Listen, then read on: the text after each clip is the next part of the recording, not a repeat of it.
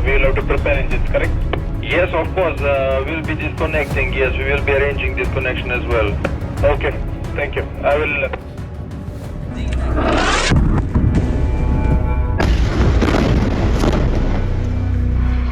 In the dead calm of the Black Sea, a Ukrainian drone locks on. Seconds later, white flash, then a blossom of orange tearing across the night sky. A Russian-held offshore platform shudders.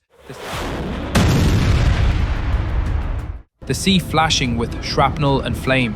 Somewhere on that rig, a special operations detachment has just gone from watchful to gone. And here's the twist. This isn't the main event. It's the opening note in a 48-hour score that ends with the Black Sea oil terminal burning and Russia's war economy taking another gut punch. On November 3rd, 2025, the Ukrainian Navy executed a precision strike on the Sivash drilling platform in the Black Sea, a jack-up rig Russia had converted into a forward military post. Navy released footage shows the approach, the hit, and then the telltale secondary detonation. Ammo cooking off, sensors and optics shattering, radio gear winking out for good. The Navy's statement was blunt. The operation neutralized an enemy observation and ATGM crew. On a rusting seabed tripod, Russia had built a watching tower. Ukraine turned it into a lighthouse of smoke. Here's what the target really was. Not just dead steel with a helideck, but a node. An elevated perch that gave Russian special forces eyes and reach over a big slice of water between Crimea and Ukraine's coast. Platforms like Sivash became Russia's sea castles after the fleet withdrew east, anchoring radar screens and radio intercepts that cued fast launches, Lancet hunts, and coastal ambushes.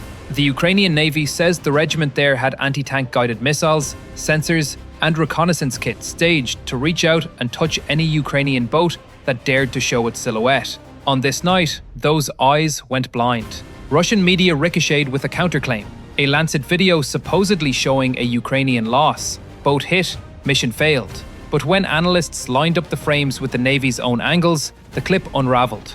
According to Ukrainian officials and multiple outlets, the Ukrainian loss footage was misleading.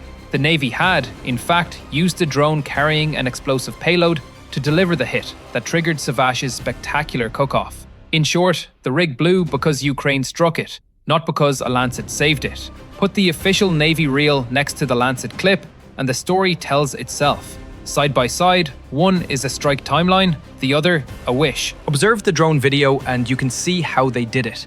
First, a reconnaissance pass, quiet, high, collecting silhouettes and muzzle flashes. Then the run-in, a direct hit into the platform's upper works, followed by the sudden, brighter second blast as stored munitions go off. You can even make out defensive small arms fire from the garrison. These guys knew what was coming, they just couldn't stop it. It's the exact kind of fight Ukraine has practiced in the Black Sea for 2 years now.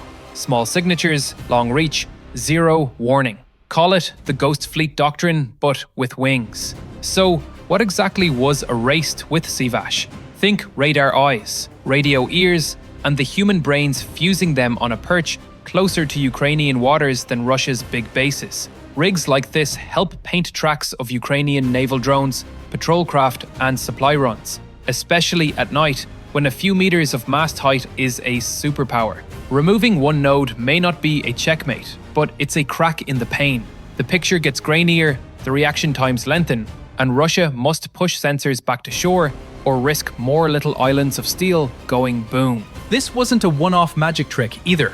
It's the latest brushstroke in a 2-year campaign to strip Crimea and the northern Black Sea of Russian eyes and hands. Ukraine has repeatedly hunted radars and air defense nodes, S-300s, S-400s, field radars, even long-range early warning sets, so that drones and sea-skimming weapons can get in, do work, and get out. In June 2024, Kyiv said it destroyed S-300, S-400 radars in Crimea. This summer and fall, Ukrainian SOF reported further hits on prized S-400 components and other radar stations across the peninsula. By late October 2025, HUR bragged about wiping multiple Crimean radars in a single night, eating away at Russia's layered umbrella, one antenna at a time. Sivash, then, is the maritime version of the same idea. Blind the lookout, rob the hands, and let the deep strike tools do the rest. Zoom out and you can see why this matters.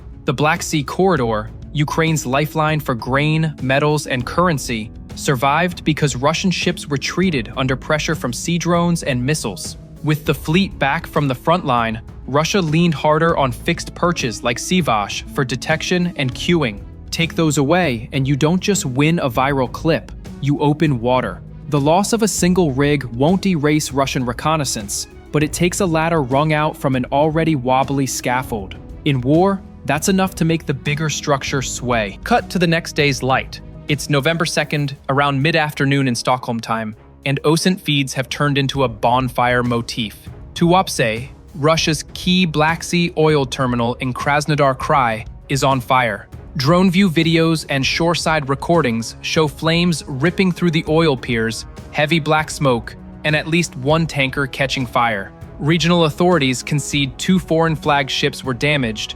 Russian emergency services say the terminal infrastructure took a hit, though they report no casualties. Ukrainian sources and officials frame it as a coordinated long-range operation aimed at the loading piers and a tanker, 4 loading points knocked offline, designed to sting not just the port, but the Russian energy export machine. The best OSINT footage is almost surreal, a handheld view from a vessel at anchor, panning across the harbor as multiple impacts hammer the terminal and the blaze surges. Another angle from the waterfront catches the moments a drone dives and the pier becomes a torch. And then there's the wide drone shot, heat blooming along the jetties and storage tanks, painting the coastline in crackling orange. This isn't the fog of war, it's fluorescent in HD. Even Russian-aligned reporting can't smother the facts. The Krasnodar region's operational HQ admits the fires, the damage to port structures, and the involvement of drones, while state-linked outlets point to fragments from downed UAVs as the cause. Pattern: multiple strikes, piers ablaze, a tanker burning, tracks more closely with a deliberate multi-aim attack than a random debris fall. Ukraine's general staff, for its part, openly said defense forces executed a fire strike on RN Tuapse's oil-loading infrastructure, one of Russia's largest Black Sea export hubs. Fires get put out. Broken piers don't refill fast. Let's put Tuapse on the map. The terminal sits on Russia's eastern Black Sea coast, north of Sochi, with direct sea lines to the Kerch Strait and the Crimean logistics spiderweb. From Tuapse, refined products and crude head to global markets. From those revenues, Russia buys missiles that turn into craters in Odessa and Kharkiv. Hitting Tuapse isn't symbolic, it's arithmetic. Fewer loading arms mean fewer barrels, fewer dollars, and more pressure to reroute through longer, riskier pathways, already stretched by sanctions and previous strikes. That reeks of strategy. Stress the wallet, stretch the logistics, then squeeze. Now stitch these 2 threads, Sivash and Tuapse, into one doctrine. Within 48 hours, Ukraine struck a maritime sensor hub and an energy export node on the same sea. One hit pries open the Black Sea battle space, the other reaches deep into Russia's logistics and cash flow. Together, they sketch a doctrine we've watched coalesce since 2023. Combined maritime and long-range strikes, sequenced to blind, bruise, and broadcast. You blind the lookout, you bruise the lifeline,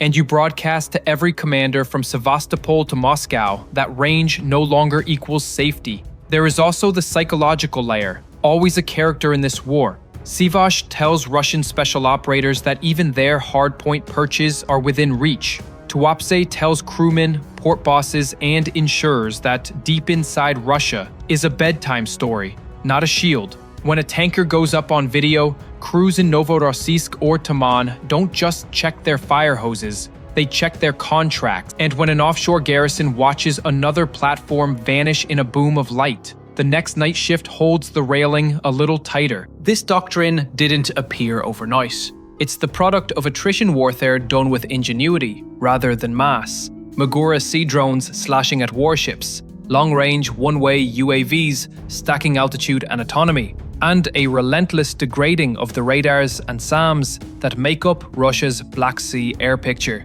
Western aid adds vaults to the circuit, more air defenses to keep Ukrainian launch sites alive, more electronic tools to guide the arrows, more industry partnerships to mass-produce airframes. The technology sharing isn't science fiction. It's the unglamorous spreadsheets of NATO labs and Ukrainian factories teaching each other to sprint. Sivash also underlines a trend. Ukraine's navy is less about grey holes and more about grey matter. Strip away the pomp of fleets, and naval warfare is about what you can see, hit, and survive. Ukraine can't field a carrier. It can field a kill chain. A drone spots, another drone strike. A third drone films the proof for the world. The rig's defenders fire into the night and hit nothing but memory. That's a Navy 2025 style. Meanwhile, Tuapse is a reminder that Russia's logistical depth is increasingly two-dimensional. Long, but not tall. You can reroute cargoes, but you can't wish away destroyed loading arms or smoky reputations. The Kremlin can move exports to rail and pipelines, but drones don't need passports, and terminal managers don't enjoy explaining insurance hikes. Night after night, rear areas act more like second fronts. Expect Moscow to answer, and not just with more SAMs stacked on the piers. Russia will lean harder into electronic warfare along the coast, push decoy rigs and floating reflectors, and widen its counter-drone umbrella over the seaward approaches. It will put more guns on platforms and tugboats, and it will try to bait Ukrainian operators with staged, easy targets. If that sounds like whack-a-mole, that's because it is. And every time Russia rings the bell, it spends money and time it can't use somewhere else. Internationally, the ripples from these two shots extend well past the surfline. Every NATO planner watching the Sivash video circles the same lessons: multi-domain deception, cheap platforms, overwhelming expensive defenses, and the need to share drone tech at the speed of firmware updates. Every insurer watching Tuapse calculates risk premiums for Russian Black Sea cargoes, then for ships entering sanctioned ports, then for anything with an RN prefix. When risk widens, revenue narrows. That's the point. If you're Russia, you face an ugly decision tree.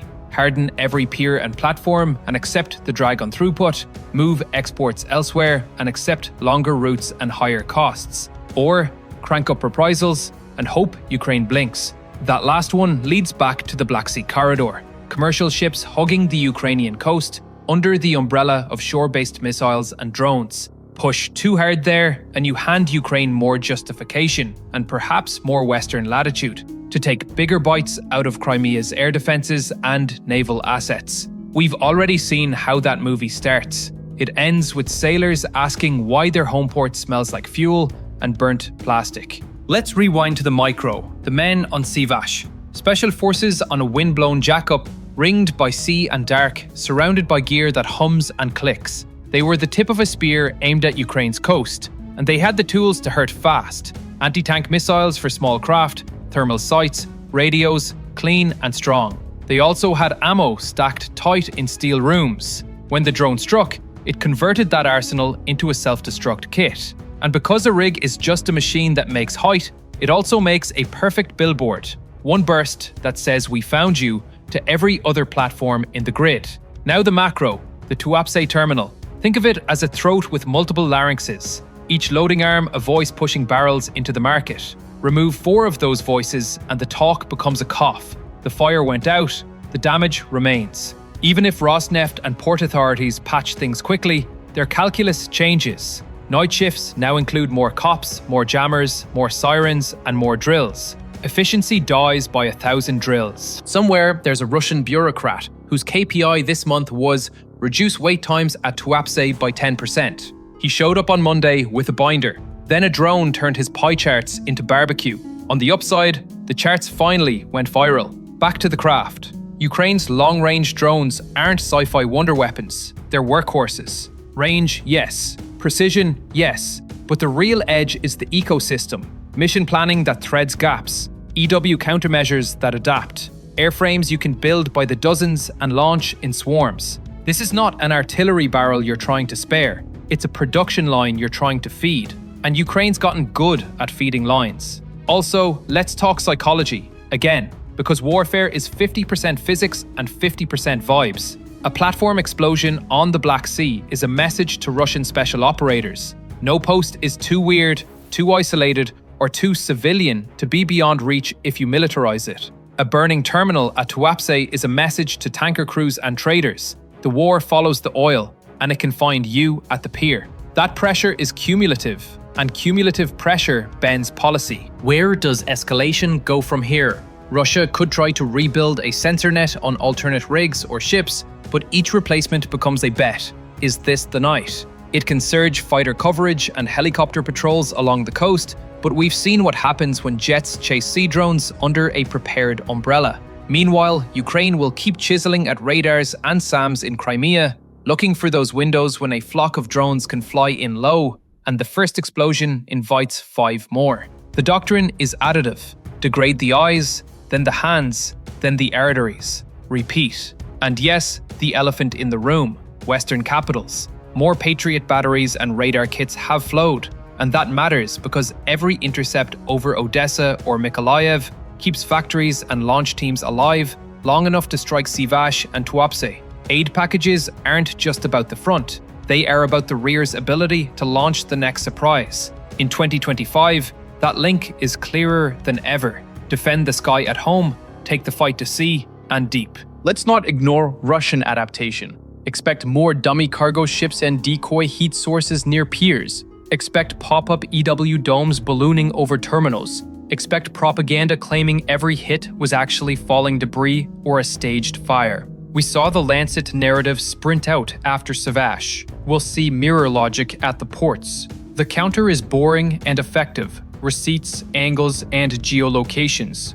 Ukraine's been winning that information trench fight because it treats OSINT clips like artillery shells, ranged, timed, and landed where they count. Through it all, timing is the quiet star. 2 major hits within the same 48-hour window, one against the eyes at sea, one against the wallet on shore, create a resonance that single strikes can't. It's not just pain, it's a pattern. Commanders adjust for one threat at a time. 2 synchronized pressures force mistakes. You want a port to throw on jammers and flak the night after a rig explodes? Good. That's less attention on the next inbound swarm. On the Ukrainian side, this also signals confidence in a long-range order of battle that now includes domestic systems scaled up, not just boutique one-offs. If you can hit Tuapse today, you can reach further tomorrow. If you can erase Sivash without losing a boat, you can erase the next node a little closer to shore.